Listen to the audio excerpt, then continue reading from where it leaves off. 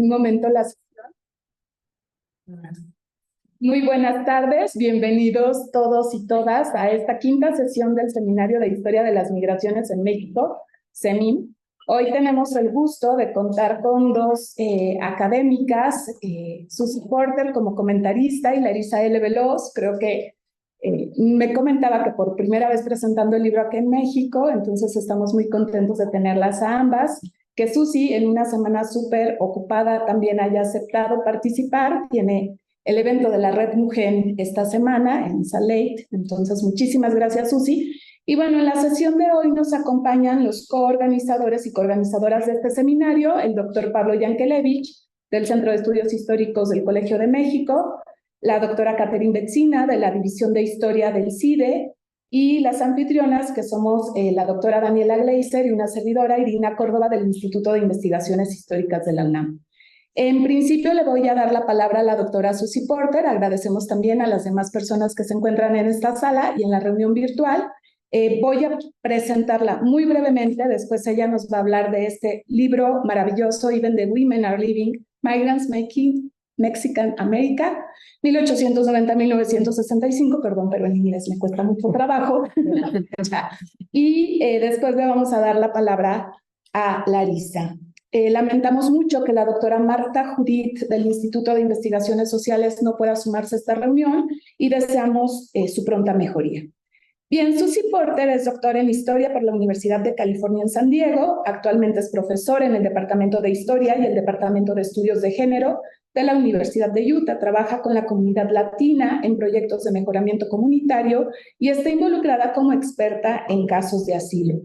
Es autora de una amplia obra, de la cual solo voy a mencionar algunos títulos: de Ángel del Hogar a Oficinista, Identidad de Clase Media y Conciencia Femenina en México, 1890 a 1950, Mujeres y Trabajo, Condiciones de Trabajo y Discursos Públicos en la Ciudad de México, 1879 a 1931, Género en la Encrucijada de la Historia Social y Cultural, con la doctora María Teresa Fernández Aceves, y también el texto, creo que muy citado, de Orden Social e Identidad de Género, México, siglos XIX y XX, con la citada María Teresa Fernández Aceves y Carmen Ramos Escandón. Susi, muy bienvenida, tienes la palabra.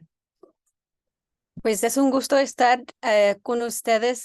No sé si ya soy una cabeza flotando en la pantalla o solamente una voz. Ya te vemos perfecto. Muy bien, muy bien. Sí, lamento mucho que no puedo estar con ustedes allí. Vi a alguno de ustedes, ya es un año, ¿no? En Texas. Bueno, gracias al Seminario de Historia de las Migraciones en México y a las instituciones que lo apoyan, gracias a la coordinación académica del seminario, los doctores Daniela Gleiser, Pablo Yankelevich y Catherine Betzina. Agradezco también a la doctora Irina Córdoba Ramírez por haber extendido la invitación y por la coordinación y moderar la discusión, y claro a la doctora Larisa Veloz por ese magnífico trabajo que he leído creo que 3 veces ya y disfrutado muchísimo. Da mucho para hablar y espero que mis observaciones y comentarios alenten mucha discusión. Seguramente que habrá mucho más que decir de lo que puedo presentar en unos breves minutos. La doctora Larisa Veloz, con su libro Even the Women Are Leaving, Migrants Making Mexican America 1890 to 1965, forma parte de una generación de estudiosos y estudiosas que buscan rectificar el profundo y amplio borrado de la experiencia mexicano-americana en los Estados Unidos. Y por eso me emociona, es una de las razones por lo cual me emociona mucho el libro. Estoy segura que cuando comienzo a enseñar ese libro en mis clases, que va a tener un impacto muy fuerte en los estudiantes en las aulas de la universidad. Es una generación de estudios que pretenden visibilizar la gran variedad de experiencias de los mexicanos americanos, con ampliar la geografía que asociamos con esa parte del pueblo americano, desde las colonias del suroeste, pero también en el medio oeste del país, al norte del país. Y también son estudios que visibilizan las historias de, en el caso de la doctora Veloz, migración, pero también las historias de la violencia que se han experimentado, la historia de la segregación, entre otros temas. El argumento central del libro es que la historia de la migración se ha centrado en un solo tipo de actor histórico, el hombre soltero que busca trabajo, y que hemos entendido a la formación de las políticas migratorias y las instituciones y prácticas que rigen a la migración por medio de ese lente, ¿no? De un trabajador masculino soltero. Y sostiene Veloz también que esa caracterización del migrante y de la migración convenía a los gobiernos tanto de los Estados Unidos como en algunos momentos del gobierno mexicano, pues porque se podría entender a la migración como algo de la participación de migrantes como algo temporal, ¿no? Que se podía como decir que era temporal. Veloz sostiene que al centrarse en la experiencia masculina, los estudios no solo han pasado por alto la historia de las mujeres, los niños y las familias, sino que también las ricas y variadas experiencias de los hombres como miembros de familia. Veloz amplía nuestra visión y enriquece nuestra comprensión de la historia de la migración al ayudarnos a ver cómo históricamente la migración ha sido una empresa familiar, algo en lo que las mujeres han participado en gran número, y las formas en que la política migratoria ha estado condicionada por el género. Como hemos visto en varios estudios, como por ejemplo el trabajo de Lynn Stevens, Transborder Lives, estudios de Laura Velasco Ortiz, Denise Segura, Norma Ojeda de la Peña, las redes migratorias han sido populadas por las familias, ¿no? Que las familias migrantes son multigeneracionales, binacionales, de familias de estatus mixto y con trayectorias multidireccionales. Veloz nos advierte con su estudio que tales patrones de migración familiar no son nuevos, no son recientes y que tienen una historia que se remonta al menos a la década de 1890 y seguramente desde el momento en que la frontera cruzó a las vidas de los mexicanos a raíz del Tratado de Guadalupe Hidalgo en 1848, es decir, más de 170 años. No estamos hablando de patrones y prácticas recientes. Concentrarse en la familia, el libro tiene el desafío de no perderse de la vista la experiencia de las mujeres como individuos, y eso lo logra muy con sutileza, ¿no? Mientras que estudiosos como Pierrette Ondagneux-Sotelo, por ejemplo, han argumentado que la familia, o sea, como categoría, la familia es la mejor categoría para ver y entender a la migración. Veloz nos advierte que centrarse en la familia tiende a ofuscar la participación de la mujer independiente. Veloz adopta un enfoque centrado en la familia que toma cuidado de hacer visibles a las mujeres tanto como parte de las parejas y de las familias, como también como mujeres independientes. El libro también subraya la experiencia de los hombres, no solamente como trabajadores, sino como miembros de familia, como individuos con deseos, miedos, emociones y sentimientos, todos que cruzan las fronteras. Así, el libro entra en diálogo con otros estudios como, por ejemplo, Nicole Godoy Hernández, Archiving Mexican Masculinities in Diaspora, y Miroslava Chávez García, Migrant Longing. Es una historia de las emociones, es una historia humana que nos invita a pensar no solamente en la migración o en los migrantes como entidades económicos o como parte de la economía, sino que todo un mundo afectivo. Y al igual que los temas de sus estudios, Veloz ha cruzado fronteras seguramente muchísimas veces para realizar ese estudio. Realizó investigación en el AGN, en archivos de Jalisco, del Instituto Nacional de Migración, de la Secretaría de las Relaciones Exteriores, en UC Berkeley, en fin, en un montón de archivos. Y es muy creativa para visibilizar a las mujeres. Es muy creativa, Veloz en cómo combina las fuentes, ¿no? Usa peticiones para pasaportes, manifiestos y listas de viajeros en trenes, cartas entre migrantes, noticias de prensa, en fin, y todos estos como una rompecabezas para visibilizar a las mujeres. El capítulo 1 se centra en la migración, especialmente la procedente de Jalisco, Michoacán y Zacatecas, que se remonta a la década de 1890. A finales del siglo XIX, Jalisco experimentó una mayor comercialización de la agricultura, la privatización de la tierra y presiones demográficas, todo lo cual contribuyó a desplazar a las familias y a los individuos, impulsándoles a emigrar, algunos a otras partes de México y muchos a los Estados Unidos.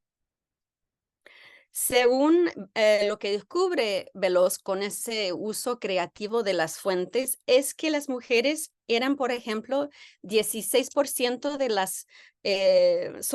las personas que iniciaron una solicitud de pasaporte en la muestra que hizo, y que viendo a los viajeros en tren, entre los hombres que iban a trabajar en el ferrocarril, más de la mitad iban acompañada por sus esposas. Entonces vemos que sí hay una presencia que no se registraba en otras partes que se han estudiado anteriormente. ¿Y por qué se migraron? Muchos estudios se han enfocado en la necesidad económica como la razón más importante para la migración.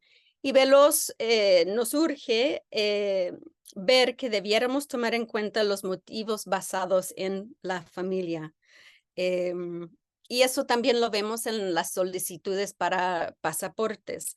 La reunificación familiar, la formación de parejas nuevas, las madres que buscan estar con sus hijos, en fin, es una historia, como ya comenté, afectiva de amor y desamor, de necesidades emocionales, de afectos familiares y todo lo que implica la vida emocional de la familia, ¿no? ¿Y cómo es que migraron? Veloz proporciona abundantes ejemplos. Leemos las repetidas cartas que expresan las estrategias para obtener el permiso para migrar. Acompañamos a los migrantes en los largos viajes de tren, y hasta algunas veces con los migrantes que llegan a cruzar la frontera o regresar a México a pie. El capítulo 2 examina los factores que atrajeron a los migrantes a Estados Unidos y las condiciones de trabajo. Dentro, hay un importante contexto de la migración de los afroamericanos del sur al norte de Estados Unidos, las restricciones que se impusieron sobre la migración de las personas de la China y del Japón, y también de la Europa del Este. Y es dentro de este contexto que los empleadores comienzan a contratar no solamente a hombres solteros como mano de obra, sino que lo que enfatiza Veloz es la importancia del contrato de familias. y es todo un sistema de contrato laboral que ha sido invisibilizado.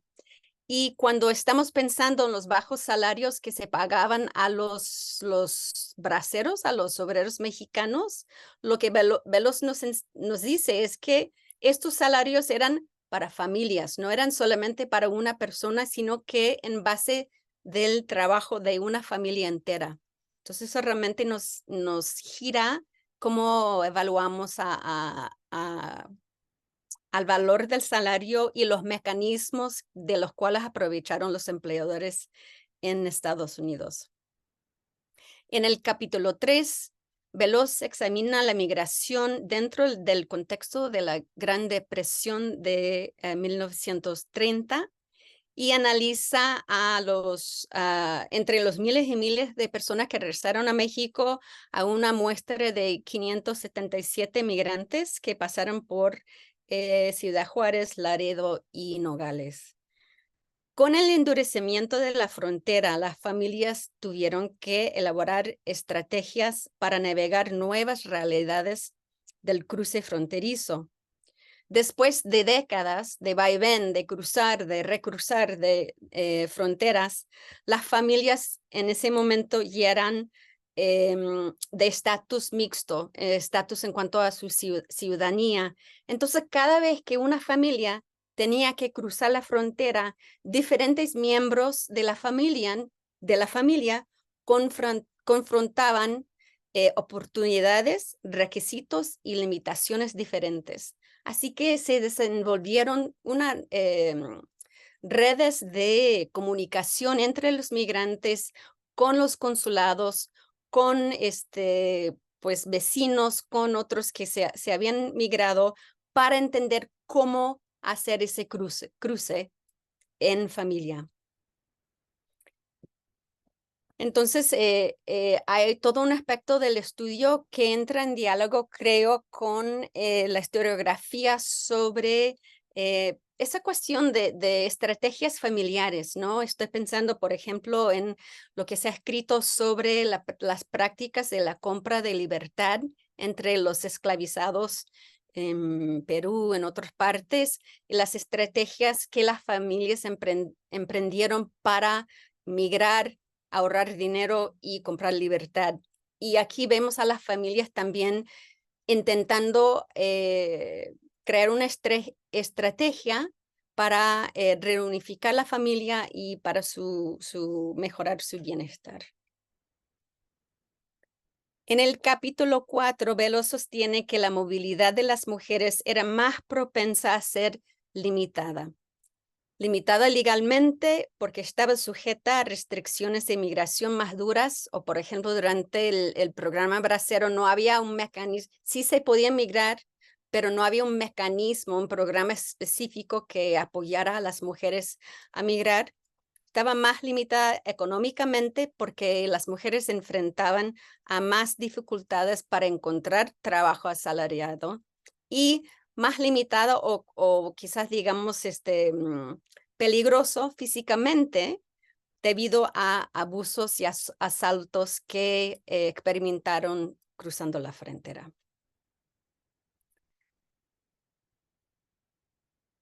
En la historiografía del programa Bracero se ha interpretado a ese programa como una formalización de prácticas laborales ya existentes. Y esas prácticas ya existentes se caracterizan por la migración masculina para trabajar en la agricultura comercial.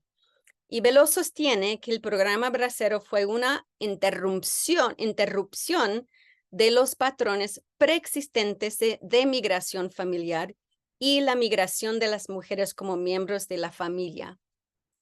Mientras, por ejemplo, mientras que algunos hombres braceros consiguieron estatus legal durante su estancia, muchos miembros de su familia que lo habían acompañado no lo obtuvieron. Entonces, en las redadas de 1948 y en el 54, miembros de familia fueron deportadas y fueron separadas, las familias separadas. Así sostiene Veloz que las mujeres muchas veces eran más frecuentemente indocumentadas que los hombres. Documentar esa historia supone un reto debido a las formas en que las mujeres no aparecen en los registros históricos. Cuando eran detenidas al cruzar la frontera, las instalaciones, las autoridades estadounidenses no acogían a las mujeres, por lo que eran devueltas a México sin ser registradas. Por ejemplo, cuando los hombres migrantes eran capturados durante campañas de esas redadas, los hombres eran recluidos en prisiones federales, cárceles de condado y centros de detención.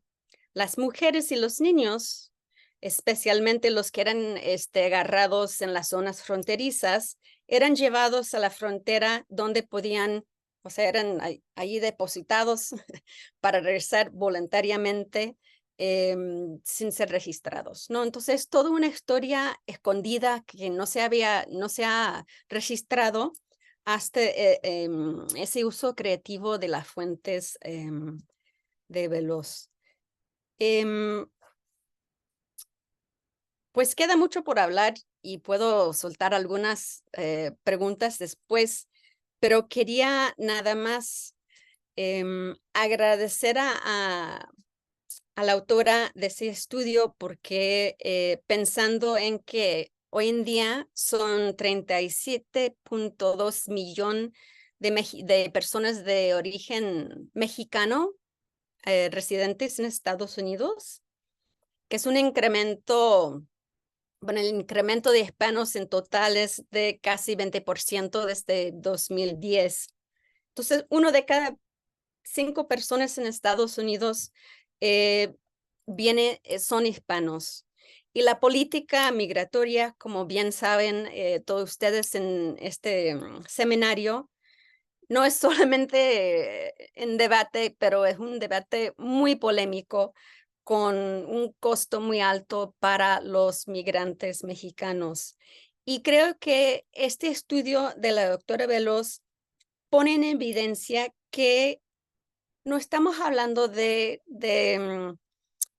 migraciones recientes, no estamos hablando simplemente de un intercambio económico, de trabajo por salario, ¿no? Que estamos hablando de una muy larga historia de personas, de familias, de personas que experimentan ese proceso de una manera física, emocional, y que pues el pensar en países y territorios discretos es parte de ese proceso de borrar a la historia de todos nosotros, no solamente los migrantes, sino que los no migrantes, como soy yo. Y pues por eso agradezco muchísimo al estudio y la riqueza del libro. Felicidades. Muchísimas gracias por tu intervención, Susi, muy emotiva, muy compleja, muy bien documentada y rescatando creo que los principales aportes de los muchos que tiene esta obra y de lo que significa para la historiografía migratoria de ambos países. Le vamos a dar la palabra ahora a Larisa, brevemente la voy a presentar. Ella es profesora de Historia en la Universidad de Texas en El Paso, donde imparte clases sobre las historias de Estados Unidos y México, la historia de la migración mexicana y latinoamericana, las diásporas latinas y la frontera entre Estados Unidos y México. Obtuvo su maestría en estudios latinoamericanos e ibéricos en la Universidad de California, en Santa Bárbara, y su doctorado en Historia en la Universidad Georgetown, donde recibió el premio Glassman en el 2017 a la mejor tesis de doctorado en Humanidades.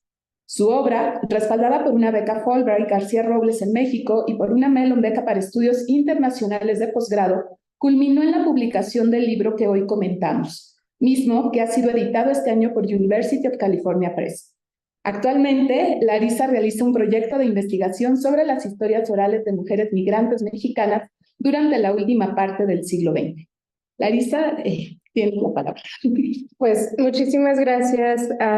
Primeramente quiero agradecer a Irina para pues organizar todo esto. Ya tenemos meses hablando de esto y pues estoy muy emocionada de estar aquí con ustedes. Gracias por estar aquí en esta aula, a los que están aquí y a los coordinadores pues sí, del seminario de historia de las migraciones en México y también gracias a ustedes que están en el otro lado de la pantalla por estar aquí. Muchísimas gracias a Susi para estas palabras. Pues sí, estoy muy emocionada ahorita en escuchar todo esto. Es mi plática, la primera plática y pues muchas gracias por eso, Susi. Pues sí, yo empecé este proyecto, quería pues visibilizar las mujeres primeramente, ¿no? Y también pues unir las historiografías de las comunidades mexicanas americanas y de migración de transfronterizo entre México y los Estados Unidos. Y pues sí, fue difícil en ese sentido, que no hay muchos documentos, pero sí encontré unos y traté de hacer eso, ¿no? Crear o ver cómo poner los fuentes juntos para ver esta imagen, ¿no? Más amplia de migración que fue binacional, circular, de mujeres, de hombres, pero también de personas de diferentes edades, ¿no? Las abuelitas, los jóvenes que también cruzaron fronteras. Y pues empecé en eso, pero sí terminé, este libro sí terminó y este proyecto terminó en ser como una historia de familias binacionales. Y yo creo que en ese sentido lo que está diciendo la doctora Porter es que sí, pues ya tenemos muchos mexicanos americanos en los Estados Unidos y tenemos que como saber cómo pasó eso, ¿no? Es muy, muy básico saber esto y descubrir que pues sí, por supuesto mujeres sí migraron, tuvieron que migrar, pero es difícil verlos en los fuentes y documentos. Y empecé así, pero pues sí, yo creo que eso es algo que pasó en las investigaciones, es ver también los hombres y su mundo afectivo, ¿no? De los hombres también que cruzaron, que fueron partes de familias, que pues ahora sí veo la migración, las cifras, los números muy diferentes, ¿no? Porque vienen de familias, aunque tal vez sí son solteros, vienen de familias que tienen mamás y hijas, y también fue, pues sí, terminó en ser esta historia de familias de estatus mixto, que para nosotros también hoy en día es muy importante saber, porque tenemos muchas familias que tienen hijos que nacieron en pues cada lado de la frontera, y eso sí es difícil como navegar, pero también nos dice mucho que pues como las historias de México, de los Estados Unidos son más unidos, ¿no? Unidos por familias que han cruzado las fronteras por ya décadas y siglos, y sí tenemos como 150 años ya en eso.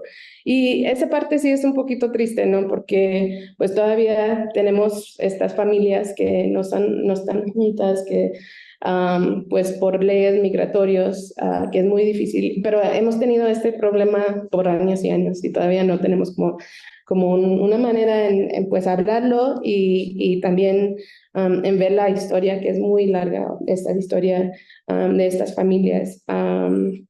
Y pues yo creo que no voy a decir mucho más bien para pues sí recibir, pues atender a preguntas o comentarios de lo demás. Y pues sí. Muchísimas gracias, Larisa. Pues en este momento abrimos la conversación a las personas que están tanto en la sesión de Zoom como aquí presentes. Sus comentarios, dudas, preguntas sobre el libro seguramente van a ser muy rico este intercambio. Las personas que están en Zoom ya saben, es levantando la mano para poder ubicarlos. Pueden activar su cámara si así lo desean cuando intervengan. Y no sé si aquí en la sala hay alguien que quiera comenzar con los comentarios y las preguntas. Catherine, por supuesto. Adelante. Muchísimas gracias. Pues gracias, Larisa, por el libro, por estar aquí con nosotros. Creo que, mira, no te voy a hacer un comentario. Mañana nos vamos a ver también nuevamente para comentar más a fondo. Simplemente te quería felicitar por la documentación, pues el trabajo de investigación que hiciste. Creo que hay una cosa que sí tenemos que señalar también, la ambición que tuviste a iniciar una investigación así, empezando con finales del siglo XIX hasta, pues, incluso en el tipo, pues, es casi un epílogo que haces al final que te quieres acercar hasta los años 80. Digo, es un trabajo muy ambicioso. Me imagino que hubo momentos de desesperación y de estar rebasados por los archivos. Entonces, felicidades porque lo hiciste muy bien. Hay una coherencia en el libro que es fascinante y realmente ayuda al lector. Y también quería señalar, pues no soy historiadora de las migraciones femeninas, pero tu libro sí, creo que yo le veo dos grandes aportes al libro. Una es de una historia social de la migración. Creo que Susi lo mencionó muy bien, que no vemos solamente esta historia en términos burocráticos, aunque estás usando fuentes de carácter gubernamental y estos rastreos burocráticos para hacer esta historia de las mujeres. Y no voy a decir solamente de las mujeres, porque creo que eso no es solamente eso, lo dijiste muy bien, es de las familias también, ¿no? Entonces es una historia mucho más amplia y vemos un panorama entonces realmente humano de la migración. Eso creo que es uno de los aportes muy importantes, incluso si yo te haría una recomendación de editor, pero que ya ha pasado, no es solamente de la historia de las mujeres que se van, es una historia nada más allá, es una historia de las familias. Y Susi lo mencionó incluso de estos hombres, padres de familia, con emociones y con solicitudes relacionadas con sus familias, sus niños. Entonces abarcaste un panorama enorme. Entonces, eso yo sí lo veo como un gran aporte para el campo de estudio que tenemos. Y en lo personal para mí, ahora que estoy trabajando en otro libro, pues es como uno de estos libros que lees y luego te abre un poco el panorama y no hay marcha atrás. Estoy viendo mis archivos y ahora les veo a las mujeres, ¿no? Visibilizaste a las mujeres, como yo tenía estos archivos que nunca pues me había interesado tanto, porque no es lo que estoy estudiando políticas de contención y nunca había puesto atención a las mujeres tanto en esta historia y ahora les estoy viendo más, ¿no? Entonces eso creo que tengo que agradecer esto. Y de hecho te quería preguntar unas cosas, eso es más bien un interés personal, a lo mejor lo platicamos más adelante, pero he visto en lo del programa Bracero unos archivos, hay un archivo, pues a lo mejor te lo comparto luego y me dices si tú lo has visto también. No he podido seguir la pista de esto. Es una recomendación general a los trabajadores mexicanos durante su estancia en los Estados Unidos. Es un documento realizado por el Gobierno de México. Lo encuentran en los archivos de la Secretaría de Relaciones Exteriores. Y en las recomendaciones había este recordatorio que decía, y tal cual, cito, tan pronto se tenga conocimiento de que un trabajador no envía ayuda económica para el sostenimiento de su mujer e hijos, le será cancelado su contrato. Decía esto, así tal cual. No he visto en los archivos, pero te quería hacer la pregunta si tú has visto casos de esto, de trabajadores que pierden el contrato porque, no sé, están bebiendo su salario o que están haciendo otros gastos y no mandan remesas. Entonces, yo no lo he visto, pero me pareció, te digo, es como luego revisando mis archivos empecé a ver a las mujeres. Sí. Entonces, gracias por eso. Y pues mañana nos veremos para más comentarios. Gracias. Gracias, Catherine. ¿Alguien más? Pablo, por favor. Bueno, yo también me sumo a la felicitación por el libro que yo comencé a revisarlo hace un par de meses y es realmente fabuloso lo que has encontrado en documentación que hemos visto y que probablemente no le hayamos puesto la atención debida. Pero yo tengo una serie de preguntas cuya respuesta no encuentro en el libro, y que tienen que ver con el asunto, esto que tú llamas, y ahora mismo también llamaste, familias binacionales, es decir, gente que cruza la familia cruza la frontera y siempre alguien será extranjero, porque hay gente que nació en Estados Unidos y que es deportada, o gente mexicana que vive en Estados Unidos. El asunto es el siguiente, lo que yo te pregunto es lo siguiente. ¿No has encontrado estrategias en estas familias de uso de la nacionalidad estadounidense para conseguir permisos de residencia en Estados Unidos? Porque yo no lo es decir, esto es una cosa muy, entre comillas, moderna, por llamarlo así. Pero en las cartas estas que tú has rescatado, no encuentro la apelación a soy madre o soy padre de un o una norteamericana. Por lo tanto, déjeme volver a la nación de mi hija o de mi hijo. ¿Sí? Esta es una cuestión que, a la luz de lo que está pasando hoy, sería interesante. Y si no es así, ¿por qué? Porque la legislación norteamericana lo amparaba o lo avalaba. Luego, otra cuestión que me llama la atención es, y esto que tú lo dices, es la absoluta falta de registro de las familias o de las mujeres. Es decir, mientras a un trabajador irregular mexicano en los años 20, 30, 40, 50 se lo detiene y tira una huella de su paso por los Estados Unidos, en el caso norteamericano tú dices que no, pero ahí yo tengo ciertas dudas. Depende de dónde lo detiene. Yo supongo que si hay una detención en Paso, por ejemplo, es mucho más fácil, pero si tú lo detienes en Chicago, pues alguien tiene que pagar el tren para colocarlo en el Paso. Entonces, no sé si la falta de registros tiene que ver con la cercanía con la frontera. Mientras más cerca estamos de la frontera, menos huella hay, por ejemplo. Luego, una tercera pregunta, bueno, son muchas, ya luego hablaremos, pero es muy interesante todo lo que tú muestras. El asunto de los pases, digamos, irregulares de mujeres y sus familias. El hombre, en el caso del plan Bracero, el hombre en el mejor de los casos consigue una autorización y viaja, y hay un pasaje en tren, y hay un contrato, etcétera, etcétera, etcétera. Pero en el caso de la mujer no, y de los hijos tampoco. Entonces, ¿qué redes estas mujeres migran con sus hijos, como lo hacen hoy? Ese es uno de los enormes descubrimientos de tu tesis, que la migración femenina es tan vieja como la masculina.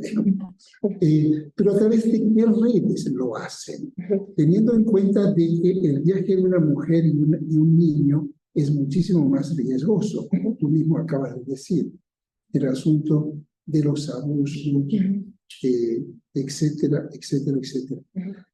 Luego, hay una cosa que a mí me gustó muchísimo de tu libro por lo original, por lo novedoso, es este corte que tú haces en el plan Bracero. El plan Bracero en realidad fue una maldición para las familias.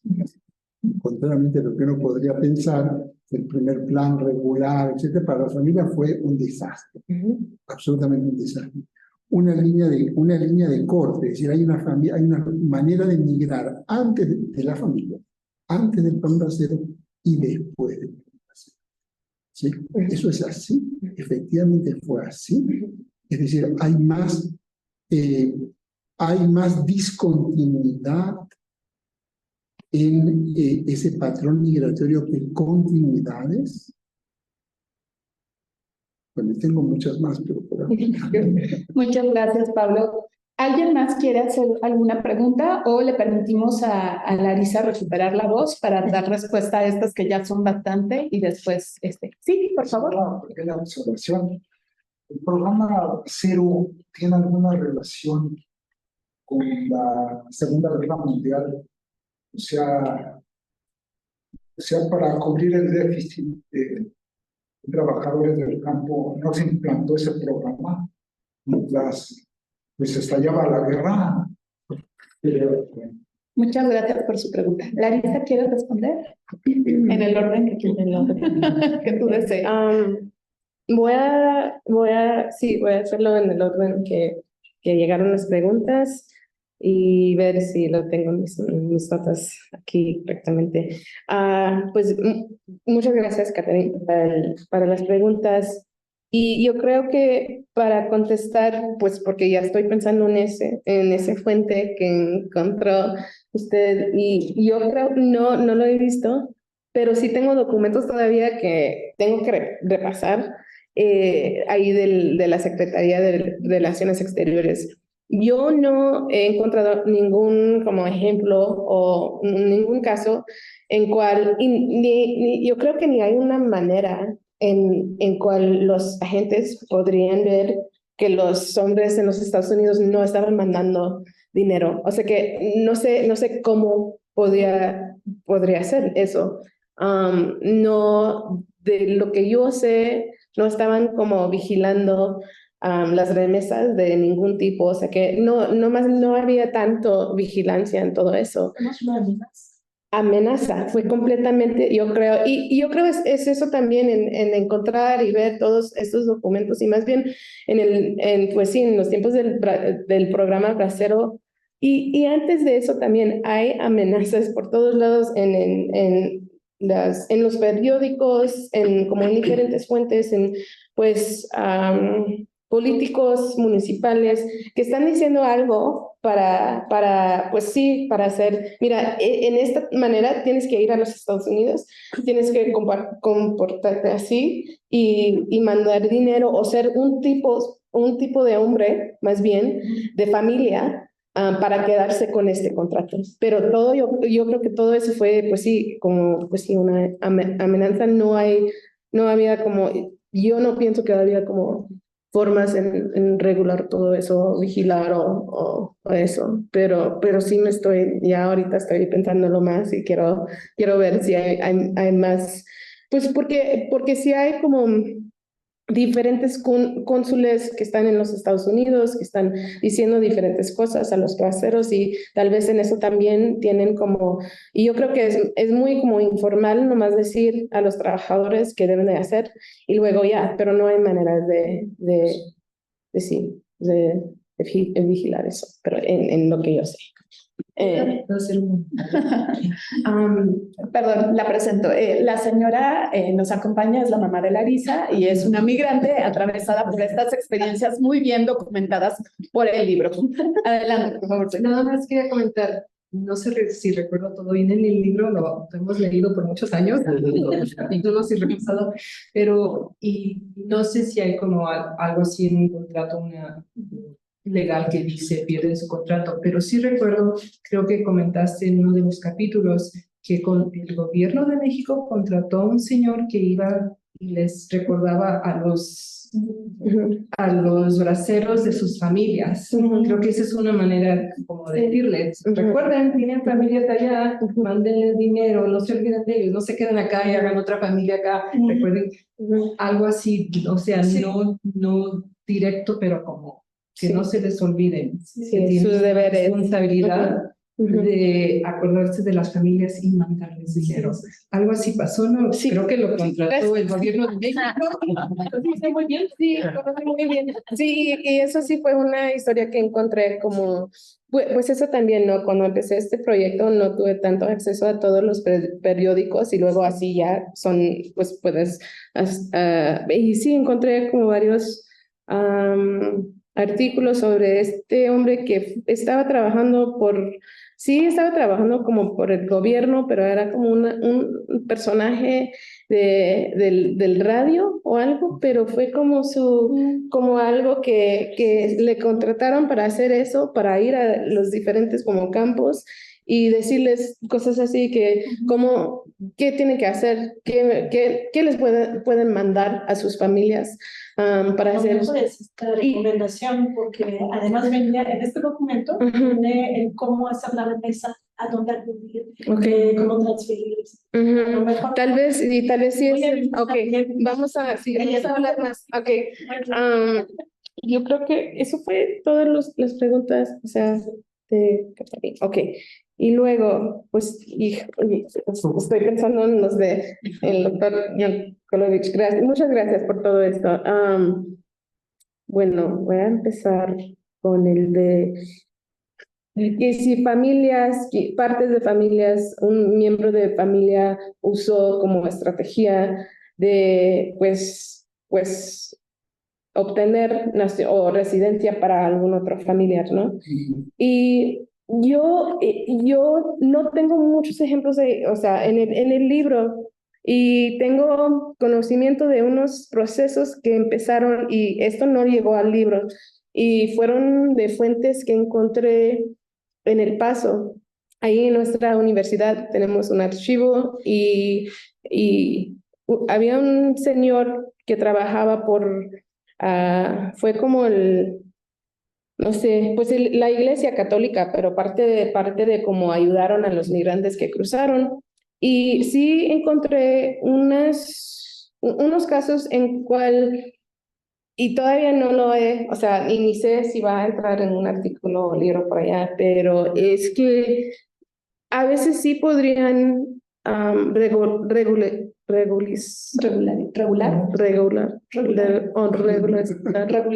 eso.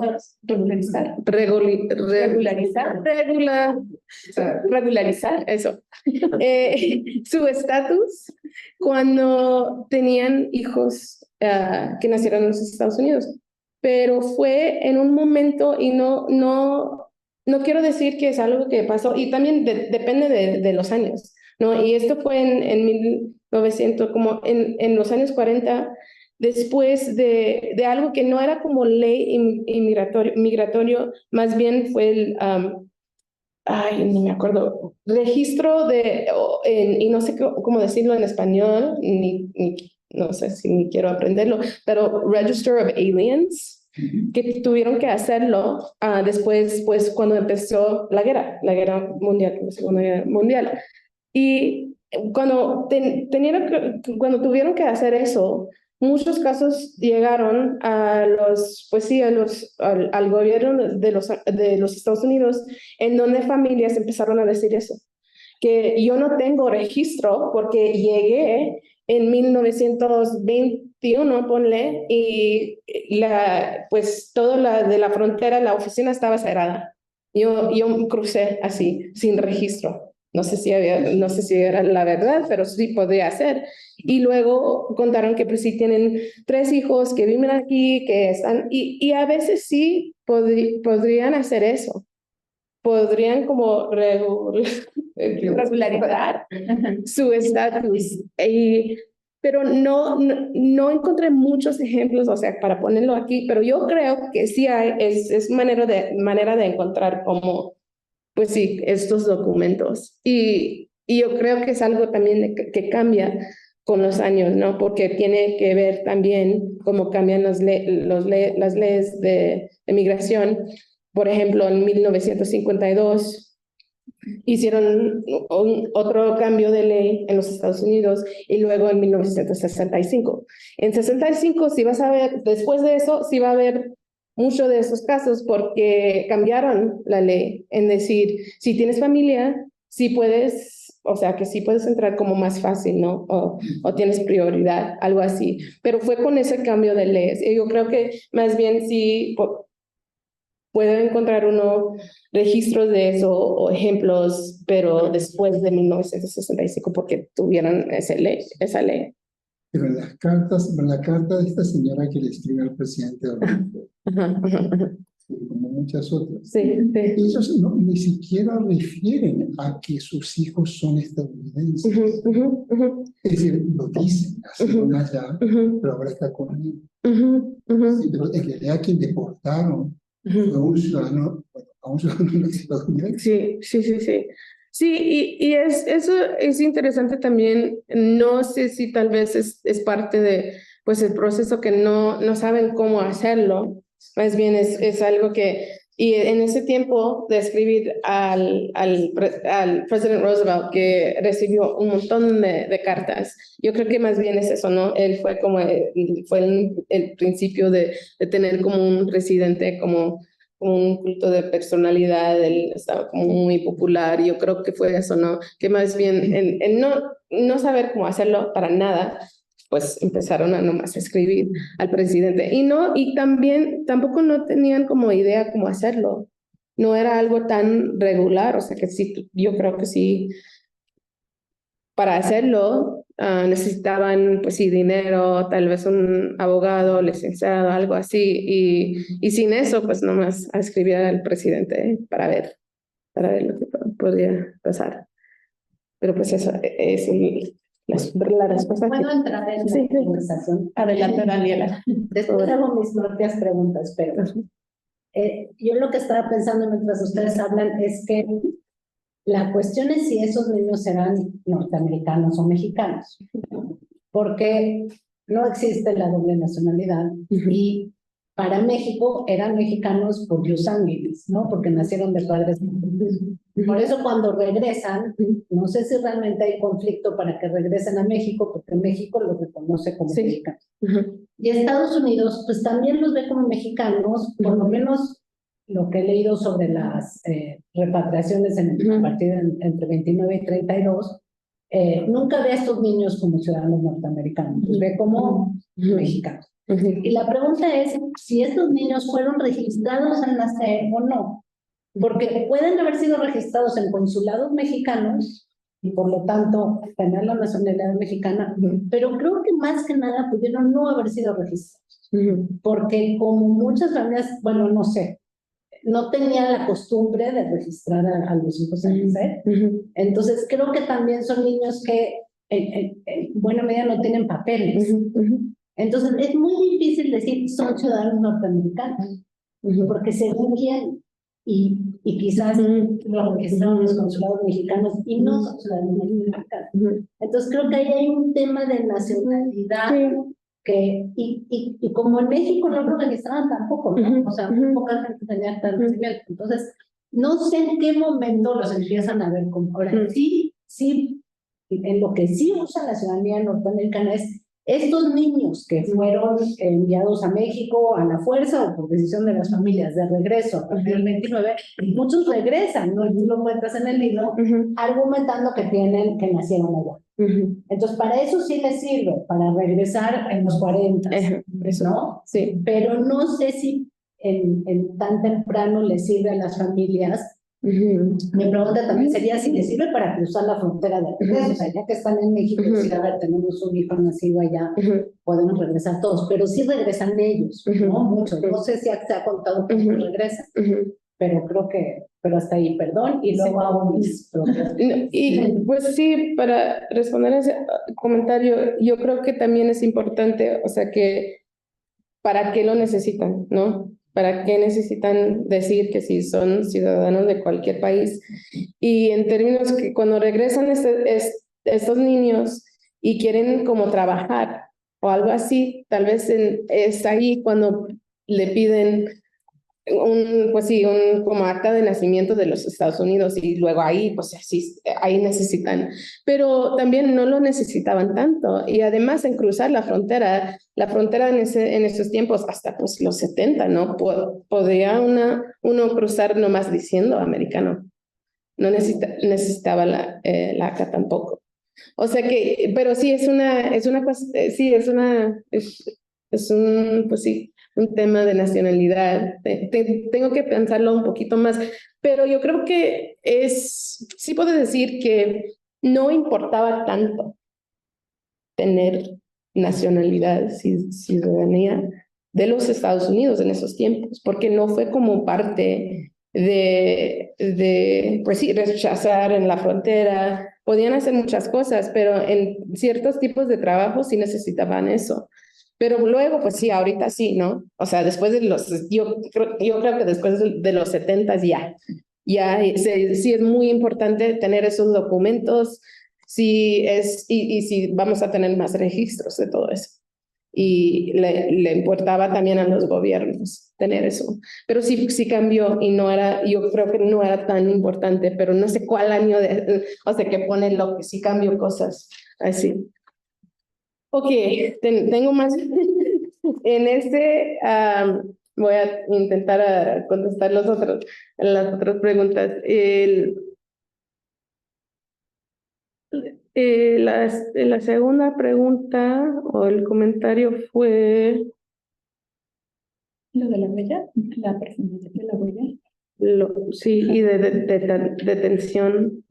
O sea, si estás más cerca de la frontera, Sí, que podría ser más profunda la huella. Sí, yo pienso que sí, yo encontré eso, que cuando yo empecé a hacer mis trabajos, empecé a buscar pues, la migración de Jalisco, más bien del estado. Yo empecé nomás con un estado, no, con un estado de Jalisco y nomás un estado de los Estados Unidos, que fue California, y luego pues sí, tuve que cubrir todo, ¿no? Y lo que pasó, yo encontré pues, fenómeno, ¿no? Que yo creo que no van a tener tantos registros los que viven en el norte, en los estados de Chihuahua, de Coahuila, porque si ven como los números que nos dan de diferentes fuentes de los Estados Unidos y de México, todos dicen que toda la migración viene de Jalisco, Michoacán y Guanajuato. Y no puede ser, o sea que sí hay mucha migración de esos estados, pero el norte es como, no aparece en los números, en las cifras. Y yo creo que por eso, porque no habían registro, podían cruzar, no tenían que, pues sí, contarlos, no sé, en esos tiempos. Y no hay, o sí hay, pero voy a tener que ver cómo encontrarlos en diferentes fuentes y pues sí, armar algo diferente para encontrar esos migrantes que cruzaron el norte, porque yo creo que sí hay mucho más que cruzaron, pero no tenemos huellas. Pero pues sí, esa fue la pregunta. La tercera pregunta. ¿Cómo lo hicieron o cómo fueron las redes de migración para las mujeres y los hijos? Pues no lo tengo documentado. Eso fue algo que sí fue difícil porque no usé como historias oral para este libro. Este libro fue como pues sí, quería ver qué podía encontrar en los archivos, ¿no? Pues el segundo libro sí va a tener como historias orales y sí voy a poder como preguntarles, ¿no? Más bien, ¿cómo lo hicieron? Yo tengo ideas, yo tengo como de ver todo. Yo pienso que lo que pasó fue que había pues un impulso de no decir nada de las mujeres y hijos sí, los niños de parte, o sea que sí sabían algo, los braceros, los hombres que fueron, de no hablar de sus familias, que sí que llegaron o que iban a llegar, que no deberían hablar nada de eso. Yo creo que por eso es muy difícil. O sea que yo creo que eso fue algo que las mujeres y niños sí todavía sabían todo, cómo podían llegar, las rutas, con quién pudieron hablar, tal vez usaron coyotes, o sea que yo creo que sí, sí conocieron todas las maneras para llegar y fueron como pues los mismos de los hombres, pero que nadie habló sobre eso. Pero yo creo que fue como personas en cualquier ciudad de la frontera que sí había como pues sí, redes, pero yo todavía no puedo encontrarlas y yo creo que para encontrarlas y tiene uno que hablar con las personas para eso. O sea que es lo mismo en este día, ¿no? Para encontrar, o sea que sí sabemos que hay redes, son muy complicados y las personas que sí que migraron, que cruzan la frontera, sí saben bastante de la frontera, cómo llegar, dónde no ir, cómo ir, dónde sacar dinero, cosas así. Pero es algo que, pues sí, yo no encontré en mis documentos y yo creo que es algo que, pues sí, para obtener esa información hay que hablar con los que todavía están con nosotros para preguntar pues sí, hacer esas preguntas. ¿Quiere intervenir, señor? O sea que ¿tú crees que son las mismas redes que usaron los hombres, que las mujeres tenían toda esa información, que sabían qué pasos tomar, a dónde llegar, pero no se hablaba tanto de esto porque no querían decir que venían para acá, que los hombres venían ya con sus contratos y era más, o sea, ellos podían hablar de eso y decirlo, pero que no querían hablarlo, pero que las redes existen, pero no has encontrado. Sí. Gracias. Sí. Ya. Muy bien, Larisa. Y la cuarta pregunta. Es el programa de resultados. Sí, que fue una más de continuidad. O, pues, hay que decir, y tal vez sí podría hacerlo como más claro en el libro, que en el principio del programa yo creo que ese fue el tiempo que fue lo más difícil para todas las personas que querían cruzar, porque para hacer el programa Bracero, los agentes de la frontera y también pues dentro de los Estados Unidos tuvieron que decir, mira, las personas que llegan tienen que tener contrato, tienen que tener todas estas cosas y pues eso fue como, pues sí, ellos tenían prioridad, los otros migrantes sí podrían cruzar y pues sí, con dinero, con un pasaporte, todo lo que necesitaban, ¿no? Pero en el principio yo creo que muchos migrantes fueron rechazados, nomás porque para organizar todo del bracero no podían como admitir, o sea, no podían revisar todo de los otros migrantes. Tenían que enfocarse en los braceros. Y yo pienso que eso fue cuando fue muy difícil para las personas para entrar. Y yo creo que sí fue como una interrupción ahí. Yo creo que después de no sé qué, y no sé también cómo decirlo, tengo que regresar en mis fuentes, pero yo creo dentro de como, no sé, después de como 5 años del programa Bracero, cosas empezaron pues sí, había pues, yo creo que sí fue mucho, la migración parecía mucho como la migración de antes. Pero, de todas maneras, lo que sí pasó fue con los hombres, porque después del programa Bracero sí tuvieron los hombres que demostrar que sí podrían trabajar y que podrían hacer cosas en el campo, más bien, y también en los trenes, pero en el campo. Y sí tengo, y no lo tengo aquí en este libro, no sé, otro artículo tal vez, que hay muchos hombres que llegan, que tienen otros, pues sí, tienen otros trabajos, cocineros, trabajan casi como pues profesionales o pues sí, hacen zapatos o algo así, pero no pueden entrar. Y tal vez sí pueden entrar con los requisitos, pero les dicen en la frontera, pues sí, en la frontera que pues no puedes trabajar, o sea, si usted es un cocinero, no puedes entrar. No necesitamos cocineros, necesitamos personas que puedan trabajar con sus manos. En ese sentido también hay algo que cambia, pero yo creo que sí, después de como 5, tal vez 10 años, sí parece mucho la migración, o sea que las personas que crucen y el proceso sí es como antes, pero en términos de cómo pensamos de migrantes, yo creo que es como es completamente diferente, yo creo. Y eso es algo diferente. Yo enfoco más en procesos y no tanto en cómo como cualquier, pues no sé, como los países piensen o el público piensen en los migrantes. Eso es un trabajo diferente en ver, no sé, canciones, películas, revistas, todo eso, para ver cómo cambió nuestra imagen del migrante, pues. Muchas gracias, Larisa. Quedaba, creo que la pregunta del señor.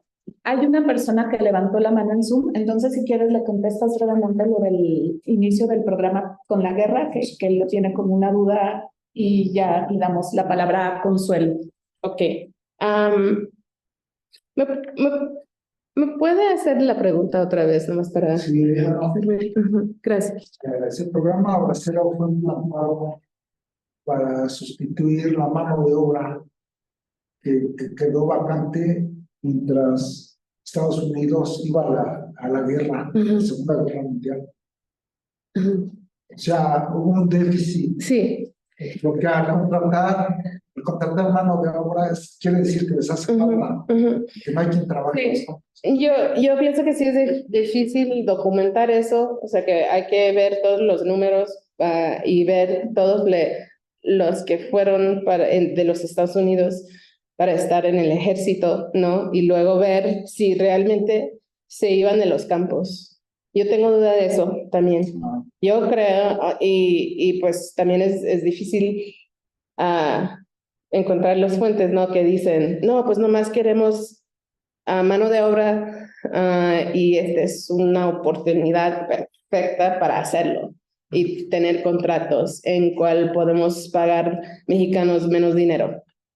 No vemos en los documentos que dice eso. Yo creo que sí fue de miedo que muchos de los trabajadores pues iban a salir de los campos para ir a la guerra, pero no sé realmente si fue nomás que pues muchos de los agricultores y los pues sí, que estaban ahí en el sur de los Estados Unidos querían tener acceso a ese labor. Y en este momento de guerra fue pues sí, una manera. Y también yo creo que sí también sirvió a México decir que podemos contribuir a esta guerra mundial con nuestros hombres. Sí fue eso, yo creo también. Pero es difícil ver o saber qué tanto que sí iba pues sí, que si los Estados Unidos... Hay una preguntita. Creo que no les pagaron, a los braceros no les pagaron. O sea, hubo una movida. Sí. Y el gobierno de Calderón le hizo, le mandó, dice, no, pues es que se fueron de braceros y no les pagaron al programa. Sí. ¿Cómo es posible? Sí, muchos de... Inclusive sí, creo que sí mandaron dinero, pero no. Muchas gracias por su intervención, señor. Sí, hubo un reclamo. En el libro de Larisa está documentado algo sobre esta situación del fondo de ahorro, que es lo que primero por un fideicomiso Vicente Fox y más tarde el gobierno de Calderón le siguió dando continuidad y que sigue siendo, muchas gracias, un aspecto sin resolver para muchas de esas familias, ¿no? Porque no solo en algún momento, como documenta Larisa, y creo que ahí el libro de Abel Astorga Morales es el que lo ha estudiado a más profundidad, ya no solo fueron los ex braceros reclamando, sino también las familias, viudas, hijos, hijas, quienes podían iniciar estas reclamaciones. Le agradecemos mucho su interés. Y Consuelo, si quieres intervenir para hacer una segunda ronda, sí puedes activar tú misma tu micrófono o yo lo activo. Yo lo activo entonces. Bajo la mano.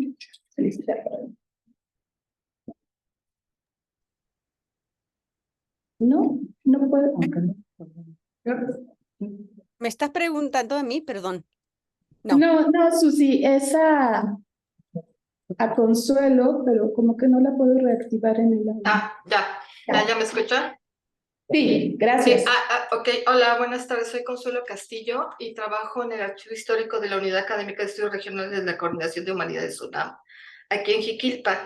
Y entonces, aquí tenemos un fondo de un migrante, se llama Antonio Valencia Barajas. Y es muy interesante, yo creo que puede resolver, bueno, no sé si puede resolver, pero sí hay documentos muy interesantes que pueden ayudar a resolver lo que están mencionando. La migración se dio de Michoacán Michoacán y Jalisco a New Rochelle, Nueva York. Y entonces el periodo que tratan estos documentos es de 1940 a 1980 más o menos, y tenemos cómo se fue creando Antonio Valencia una serie de redes para poder ayudar a sus compañeros, a los migrantes, y cómo se generaron, por ejemplo, bailes, cómo se llevó el culto a la guadalupana a Nueva York, todas las cartas de los migrantes, hombres y mujeres, cómo se crearon centros para poder ayudar a los migrantes. Entonces me parece ser que este fondo, este archivo personal, es muy interesante y casi no se ha estudiado, y bueno, es una parte de la migración en ese periodo. Entonces nada más lo quería comentar, no soy especialista, pero me parece muy interesante, y aquí tenemos ese fondo que puede dar cuenta de una parte de la migración. Gracias. Muchísimas gracias. Hay muchos que están apuntando todo. Gracias. Gracias, Consuelo. También una parte importante del trabajo de centralización que ha llevado a cabo la universidad, ¿no? Llevar las unidades académicas y también la preservación de fondos documentales que permitan aportar otras miradas hacia este estudio que de por sí es muy complejo, como lo muestra el libro de Larisa. Bien, Catherine, ¿querías agregar algo? Y después Daniel. Sí, solamente pensando un poco en la pregunta que te hizo Pablo sobre la interrupción o continuidad, yo pues creo que uno de los argumentos que hace sobre el programa Bracero es que no fue una interrupción como tal de los esquemas familiares, fue un intento, mediante también estas amenazas de los braceros y demás, fue un intento de causarlo, ordenar la migración, regirla, ¿no? Administrarla. Y se ve que finalmente pues, las familias siguieron migrando. Pensando en este momento que estás buscando de cuando finalmente hay este corte, no sé, yo creo que tienes razón que hubo un momento de disrupción al inicio con los nuevos requisitos, ¿no? Y de hecho estos requisitos se administraban, lo que estoy viendo y documentando actualmente es que se ve muy bien que desde las localidades, los presidentes municipales además están, no solamente ellos, el PRI, los sindicatos, todos están metidos para saber a quién van a recomendar para listas y mandarlos luego a Estados Unidos.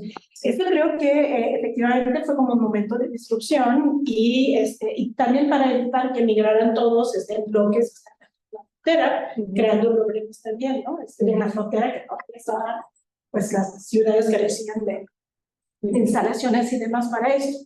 Entonces, creo que hay esto, y lo que veo como un punto de cambio fuerte en el programa Bracero es cuando la migración indocumentada, entonces podemos pensar ahora una migración que se acompaña quizás de mujeres, hispanos y demás, que está en aumento en los años 50, y no solamente que está en aumento, pero además se vuelve en los Estados Unidos un problema de opinión pública.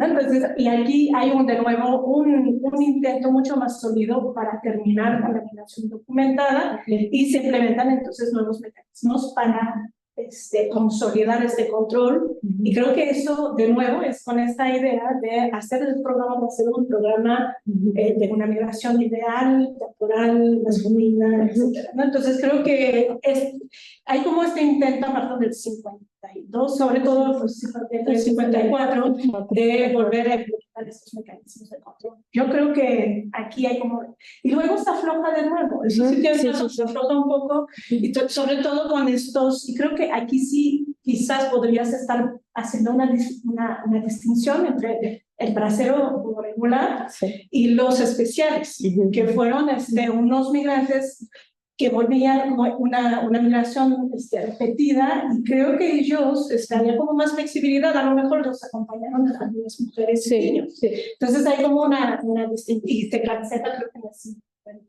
58, 59, por solicitud del gobierno de México. Entonces, yo quizás si quieres poner como fecha de cuando controlar el nuevo se afloja, yo le veo como... Sí. Gracias, gracias. Daniela. Bueno, pues también me parece súper interesante el libro, me resulta súper útil para lo que estoy haciendo en estos momentos, entonces felicidades. Y también me gustó mucho justo lo que dijo Susi de cómo combinaste fuentes tan distintas, ¿no? Que creo que se hace de una manera muy bien en el libro. Yo tengo miles de preguntas, pero no las voy a hacer todas, por supuesto. Entonces, nada más voy a plantear unas. Entonces, la primera es esta migración pues de reunificación familiar, se van pues porque ya tienen parte de la familia ya. Pero hay una primera generación pues que no, que son los primeros que llegan, ¿no? Ahí no hay reunificación. Entonces, mi pregunta sería, ¿cuándo empieza? O sea, temporalmente, ¿cuál es la generación que, o bueno, quizás no hablamos de generaciones, porque quizás no son tantos años, pero ¿cuándo empieza como realmente a ser la familia el motivo del cruce? Cuando inicialmente pues no lo es, ¿no? Por lo menos para algunos primeros llegan solos, ¿no? Bueno, a menos que fueran estas familias que ya estaban, ¿no? Desde antes del 48, pues cuando la frontera los cruzó y entonces... Esa sería una pregunta. Y la otra es... un poco cómo trabajar esa fuente en donde pues las razones para ir es la familia. No, o sea, ¿qué tanto les creemos y qué tanto no? Porque nosotros que trabajamos en naturalización, todos aman a México, ¿no? Y se quieren naturalizar porque se sienten profundamente mexicanos, y la bandera y los símbolos y todo, pero pues hay otras razones detrás, ¿no? Que no tanto aman a México todos. Entonces, ¿qué tanto es más fácil cruzar o es más fácil conseguir papeles si uno dice que va por la familia y no que va a trabajar, ¿no? Entonces ahí me pregunto si de pronto no hay que ser un poco más, pues, no digo que desconfiados, porque efectivamente deben tener familia del otro lado, y es una de las razones, pero de ahí a concluir que el motivo principal es la reunión, a mí me cuesta un poco el trabajo, porque es como que yo concluyera, ¿no? Con mis naturalizados, que la razón principal de que se naturalizan es porque aman a México, ¿no? Y sería una conclusión un poco difícil de sostener. Entonces, esa es un poco otra pregunta, ¿no? O sea, ¿cómo nos vinculamos con las fuentes? Y con estas fuentes además están llenas de mentiras, ¿no? Los archivos migratorios, pues la gente miente, ¿no? El Registro Nacional de Extranjeros, bueno, tendríamos que hacer algún artículo sobre las mentiras, ¿no? Que hay ahí dentro. Pero bueno, y mienten por buenas razones, ¿no? Porque si no, no pueden hacer. Y otras de mis preguntas tienen que ver con, yo empecé a trabajar, pero muy incipientemente, conflictos de nacionalidad entre México y Estados Unidos, que hay muchos más de los que inicialmente yo pensaba, que tienen que ver con esto, ¿no? Con que no existe la doble nacionalidad, pero sí hay gente que es reconocida como nacional por México y por Estados Unidos, entonces de facto existen, ¿no? Pero no existe legalmente, y con muchos otros conflictos. Pero bueno, yo te quería preguntar dos documentos que encontré, que me llamaron la atención, que no puedo todavía concluir nada, pero me llamaron la atención. Uno es una campaña de naturalización para que los mexicanos se naturalicen en 1929 en Hidalgo, Texas. Entonces, pues a mí me sorprendió porque pues, siempre estamos pensando que no quieren que se naturalicen, que quieren que se regresen, que sea temporal, que no se queden, etcétera. Entonces puede ser algo muy pequeño, ¿no? Puede ser algún partido político que está tratando de conseguir votos o gente que está tratando de que se queden los trabajadores, ¿no? De retener mano de obra. Creo que son mis dos hipótesis. Pero te quería preguntar si viste alguna campaña de naturalización o Abraham o alguien en esos años. Y lo segundo que me llamó todavía más la atención, pero esto supongo que tú lo debes haber visto en el libro, y quizás lo dices en el libro y a mí se me pasó, es dos documentos que dicen que los mexicanos no necesitan papeles para cruzar la frontera. O sea, ni pasaportes, ni visas, ni nada, ni permisos, ni nada. Uno es de 22, que es cuando, bueno, ya se cancela, ¿no? La necesidad de pasaporte para cruzar. Pero el otro es de 32. Y esto me llama más la atención, es el decreto 5426 del mes de agosto de 1930, perdón. En 32 es el documento, pero refiere a este permiso que tienen los mexicanos desde 1930 para viajar por tránsito en Estados Unidos o entrar temporalmente sin necesidad de visas, certificados, pasaportes o lo que sea. Entonces, y acá sí se vuelve necesario que comprueben la nacionalidad, porque como solo fue un acuerdo entre México y Estados Unidos, tenían que probar que eran mexicanos. Entonces, ahí otra vez el tema de los papeles. A mí me interesa mucho el tema de los papeles, o sea, de cómo estos estados van creando burocracias que van haciendo que la gente necesite papeles para vivir. Entonces, y esta era la otra, no sé si entre el documento del 22 y el 32 hay continuidad o no, pero me llama la atención que en un momento en que están mandando gente de regreso, no haya, o sea, hay la posibilidad de pasar sin problemas, sin papeles. Entonces, no sé, luego te los comparto, si quieres, con mucho gusto, pero esas serán mis. Muchas gracias, Daniela. Vamos a darle ya la última intervención de este bloque a Abraham para que no se carguen tanto las preguntas. Tengo más ideas de eso. Creo que la palabra clave es en tránsito, pero yo tengo también muchas preguntas, Larisa. Me voy a enfocar solo en un par. Bueno, primero también felicitarte. Creo que el libro es valioso por las fuentes que encontraste.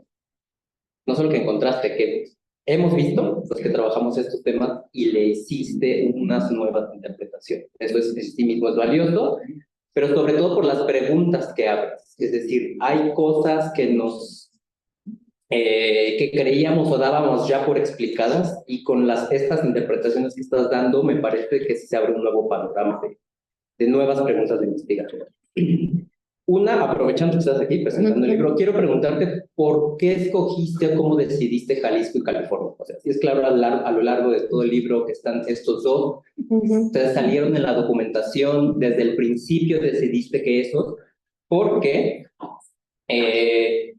sí es para un tema que estoy investigando ahora, que son las tarjetas de entrada de mexicanos durante la Revolución Mexicana, no sobresale estos estados, Michoacán, Jalisco, Guanajuato. Están los estados del norte, están sí estos estados, pero también hay de la Ciudad de México en el contexto de la Revolución Mexicana. Es decir, ahí mi pregunta es, ¿por qué volver la mirada? Y esto es algo que he platicado igual con Kat, ¿por qué volver la mirada a Jalisco? ¿Es porque está Taylor? ¿Es porque lo han trabajado Durán? Y en ese sentido creo que sí abre el panorama a entender, mirar otros estados históricos, Guanajuato, Michoacán, no te diga, pero también otros que no están necesariamente en el radar, principalmente en la frontera. Entonces, ese es uno. ¿Por qué Jalisco y California? ¿Fue preestablecido? ¿Se decidió en el camino? ¿O cómo? Fue personal. O cómo, me imagino. Por eso te quería preguntar eso. La otra, yo no sé si es algo deliberado,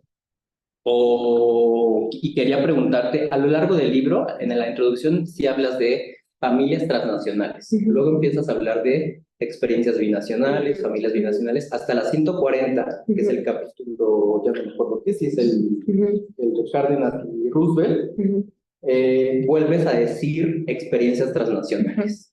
Y me quedé con la duda de si fue una cuestión de redacción o había una idea detrás de por qué presentarlas como familias binacionales, y a partir de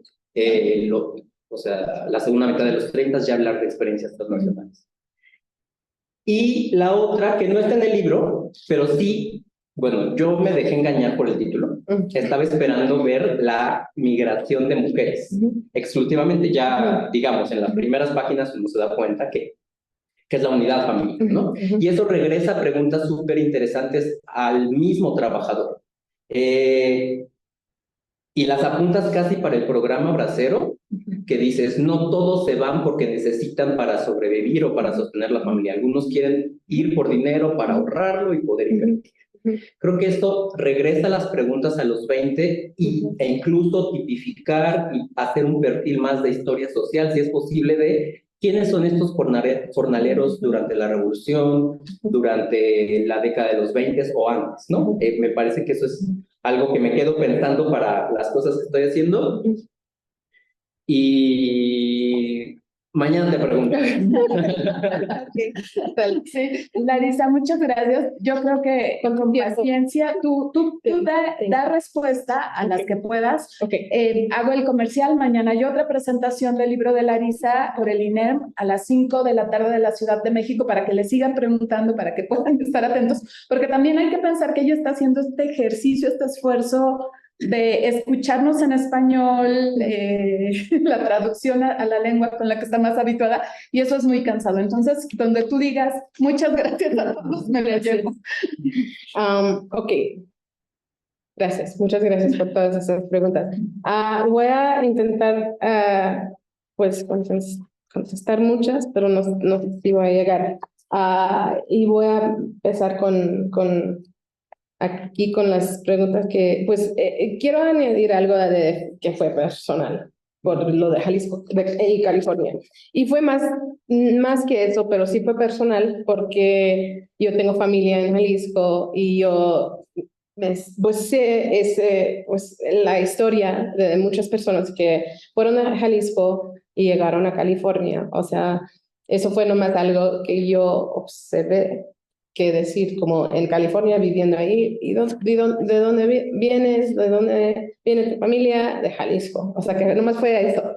Pero también fue porque, y yo creo que esto, por esto empecé a, pues sí, ampliar el estudio, ¿no? Porque me di cuenta que dos historiadores, pues no eran historiadores, más bien antropólogos, Manuel Gamio y Paul Schuster, Paul Taylor. Ellos tienen como cifras como de remesas y ellos encuentran que hay más migración, o que históricamente la migración hacia los Estados Unidos, en el sur de los Estados Unidos, viene de Jalisco, Michoacán y Guanajuato. Cuando empecé a trabajar esto, como más me di cuenta que algo está pasando, porque por supuesto, yo creo que hay muchos más estados en el norte que sí están mandando migrantes, ¿no? Pero empecé así, con algo personal, familiar, que mi familia es de Jalisco y nomás quería ver eso porque no quería hacerlo todo, o sea, que sí es mucho.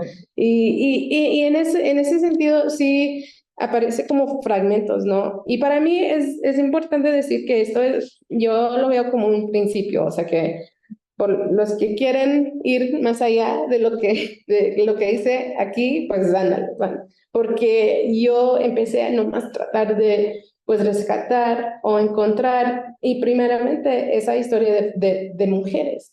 Y sí intenté, o sea, sí busqué mucho para esas fuentes, pero nomás no encontré lo que quería encontrar.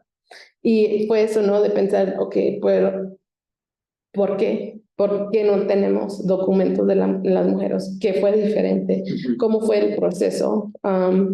¿Cómo se dieron cuenta? ¿Se dieron cuenta las comunidades que sí también iban las mujeres o no? Y de eso viene el título, que viene de ese documento, de ese periódico en 1920 en Jalisco, que dice, hasta las mujeres se van. Y eso sí fue muy impresionante para mí también, porque fue en el año, pues, 1920 o 26 o algo así, que para mí fue muy temprano. Yo, cuando empecé este estudio, yo pensé que todo lo que iba a encontrar que iba a encontrarlo en los años 30, 40, pero cuando encontré eso de los 20, eso pues empecé a pensar diferente, y de las mujeres sí estaban yendo, pero no podía o sea que todavía es difícil encontrar esas fuentes. Y si podría yo nomás hacer un libro con las mujeres, yo pues sí, quería hacer eso, pero entonces sí fue algo diferente, pero también fue importante en ver que pues sí es algo de familia, inmigración es empresa de familia y pues aprendí eso, ¿no? Y la otra pregunta de transnacional, binacional, transnacional, sí, o sea que sí, eso. Yo me di cuenta de eso también cuando en los días finales, cuando yo estuve como mandando todo a mi editor, pues sí, cambié y no hay, yo creo que fue porque a veces yo empecé a decir transnacional, más bien porque cuando empecé este estudio estábamos hablando mucho de historia transnacional, es tan simple. Pero luego cuando yo estuve en mis documentos, yo vi que también era muy importante decir binacional y fue como yo creo que eso es más importante por lo de la frontera, por lo de las familias, que es algo que quería pues sí poner ahí, que estas familias realmente son binacionales, pero también en términos de metodología y pensar en procesos transnacionales también son, pero o sea, por eso usé las dos palabras, los dos términos. Y pues sí, sí tenemos que hablar de mucho más cosas. Solo un pequeño comentario. De lo de la migración familiar o de la migración femenina, ¿sabes qué? Yo creo que no te tienes que disculpar porque hayas hecho la historia de las familias. No sé si me explico. Creo que coincido un poco con Abraham de que este es un análisis de género, de historia de género. No lo sé, no estoy convencida. Pero el aporte en sí de que estás haciendo una historia de las familias, incluyendo a la madre de familia, incluyendo a una mujer independiente con niños, incluyendo al esposo, al padre de familia, es valioso en sí. Entonces, yo pues no me disculparía por haber hecho esto. No, incluso lo puedes decir más fuerte y eso es un aporte. A mí me parece que sí es un gran aporte. Sí. Gracias. Ok, y pues muchas preguntas. Quiero seguir hablando y de todos estos de los documentos, por supuesto. Sí, tuve una pregunta del documento de 1930. ¿Quién hizo ese documento? ¿De dónde viene ese documento? Es un acuerdo entre los gobiernos de México y Estados Unidos. Okay. Perdón, Daniela, y firmado, o sea, porque a veces en relaciones exteriores encontramos borradores y no sabemos si realmente se llevó eso a materializar, ¿no? Si no eran buenas propuestas que obedecían a lo que tú mencionaste. Hacen alusión a un archivo firmado que estaba en vigor en ese momento. O sea, dice actual, el archivo el acuerdo del 30, del 1930, en vigor actualmente y en función de lo cual, y creo que se están quejando porque sí están pidiendo pasaportes, como el acuerdo era que no se pidió. Entonces, el acuerdo es, o sea, sí, lo tengo que buscar más, pero sí hace referencia a un acuerdo firmado entre, y mi pregunta también era, si no encontraste más material en relaciones exteriores, sí fuiste, ¿no? Sí, y tengo mucho que no, o sea, que no llegué a revisar todo, ¿no? Es que eso no pasa, sí. Llenamos de documentos y luego no. Pero yo he estado viendo cosas pues, interesantísimas, después te las comparto, pero... Bueno, sí.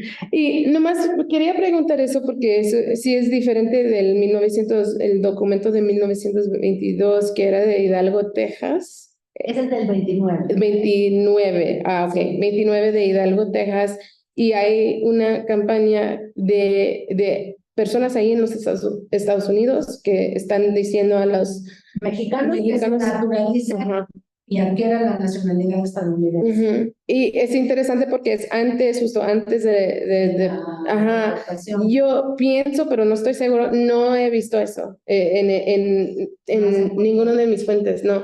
Pero pienso que tal vez puede tener algo con educación, y más bien porque en diferentes partes de Texas están intentando de pues segregar y quitar los estudiantes mexicanos.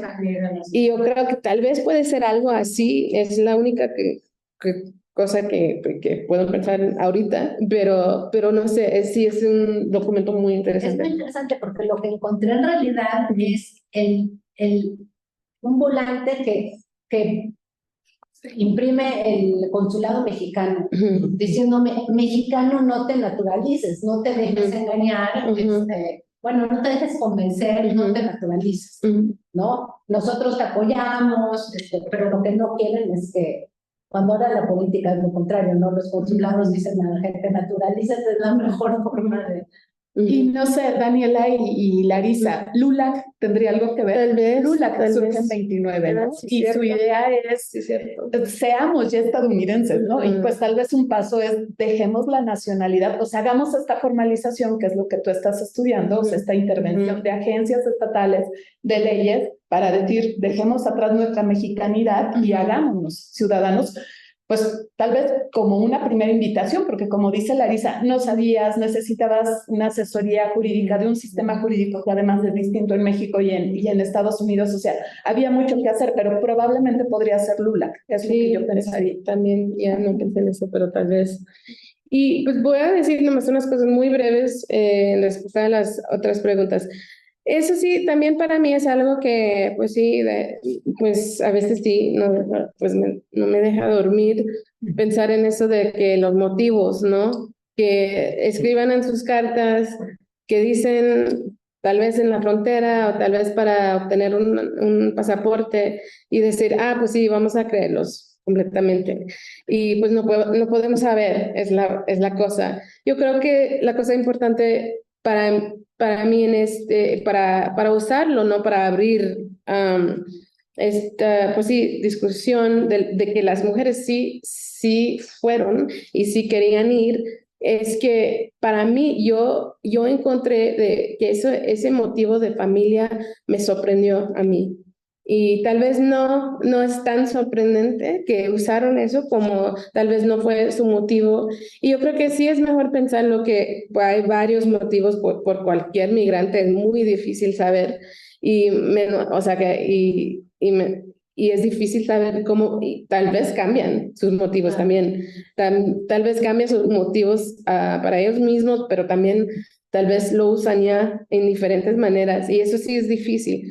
Pero para mí todavía fue importante decir que sí querían reunir con familias y esto tiene que ver con la otra pregunta de cuándo empezó, cuándo fue como la primera generación y luego cuando siguió. Y en eso sí puedo decir, es diferente, depende del estado, ¿no? Okay. Y para mí, encontré, en términos de regresando al Jalisco, que para encontrar eso en 1920-26, que están diciendo que quieren reunirse con un tío, con un hermano, eso sí quiere decir que ya tienen como años haciendo eso, ¿no? Pero para un estado como en el sur, como Oaxaca, eso va a ser más, o sea, tal vez eso va a ser más cerca de los años del bracero. Y es difícil, pero cada estado, o sea, que tenemos que ver cómo funcionó en cada estado, porque no va a ser lo mismo y va a ser diferente dependiendo, ¿no? Que cuando las primeras familias sí fueron y luego, o sea, que es como, pues sí, hay varias respuestas, pienso.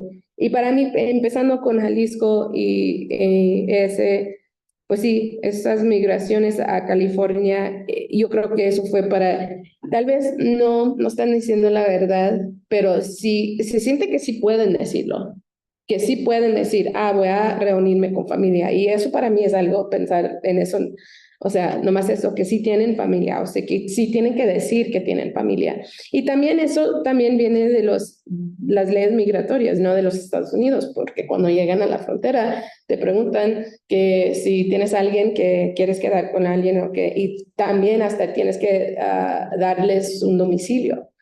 O sea que todo puede ser que sí quieren ir para los familiares, tampoco, tal vez nomás lo están usando como parte de... Pero hay muchas veces que dicen que quieren reunir con las familias y no no obtienen el pasaporte. O sea que no es como una estrategia que va a servir todas las veces. O sea, sí están diciéndolo por algo, pero es difícil, ¿sabes? Y todavía sí, No, lo también lo interesante pienso. es que entonces las familias ya están asentadas, ¿no? O sea, no vas a ver a alguien que va a estar unos meses, ¿no? Vas a moverte con alguien que ya está allá. Sí. También cuestiona un poco la parte tan de retorno, ¿no? Esta Ajá. migración circular. Sí. Pues yo creo, y yo todavía veo, y es lo que trato de hacer con y si tengo, o sea, digo que voy a hacer un libro sobre algo diferente, pero no sé, tal vez voy a regresar a este tema. Pero para ver como lo de los nacimientos de los hijos, ¿no? Que sí, sí podemos ver que las familias son binacionales. O sí creemos los documentos, no sé, eso es otro problema. Sí, están esos registros allá. ¿Y están los certificados de nacimiento? Pues yo no he tratado de buscar todos esos, pero pues ahí está un proyecto para alguien, tal vez. Acá sí mencionas el ejemplo, ¿no? De alguien que para comprobar si tenía su acta de nacimiento. Sí, pero hay que podría registrarlo seguirlo. en la iglesia. Ajá. Vale. Ajá. Yo me quedé pensando en lo de los pasaportes. Tú identificas un momento, perdón. No, sí, adelante. Luego ya.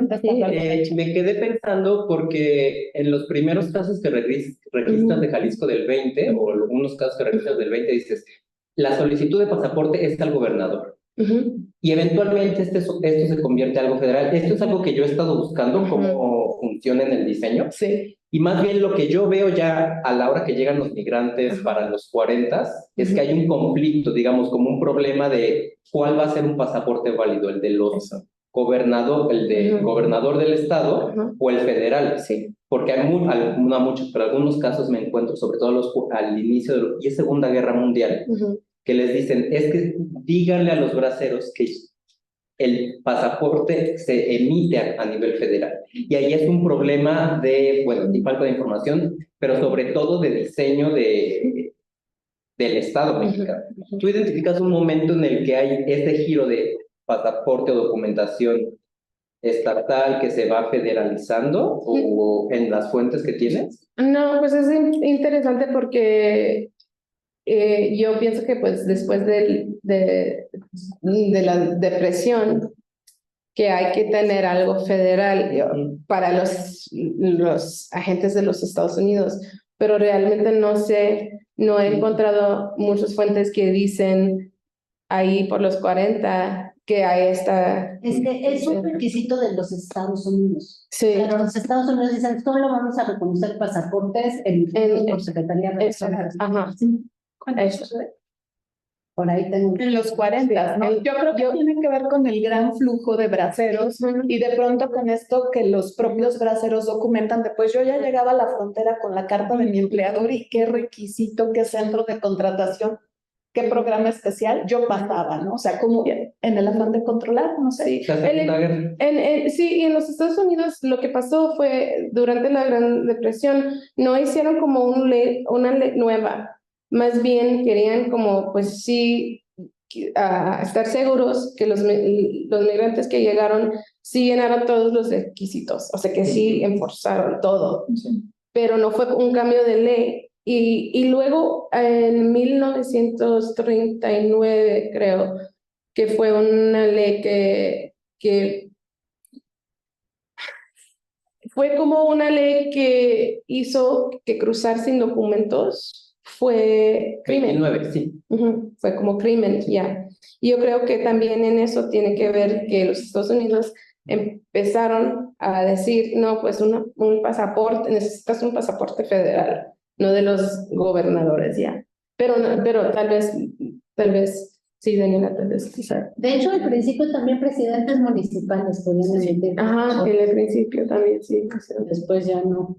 pero estoy viendo que se encuentra el documento. Pues les agradecemos muchísimo a las personas que han seguido en la sesión de Zoom, a Susi Porter, por supuesto, a Larisa, que ha hecho un enorme esfuerzo el día de hoy por responder todas nuestras inquietudes. Creo que nos vamos con muchas ganas de seguir conversando de hasta las mujeres se van por mucho tiempo. Y gracias, Susi, gracias a todas y a todos. Vamos a dar por concluida la grabación y más adelante les informaremos del momento en que estos videos se suban a la página del Seminario de Historia de las Migraciones en México.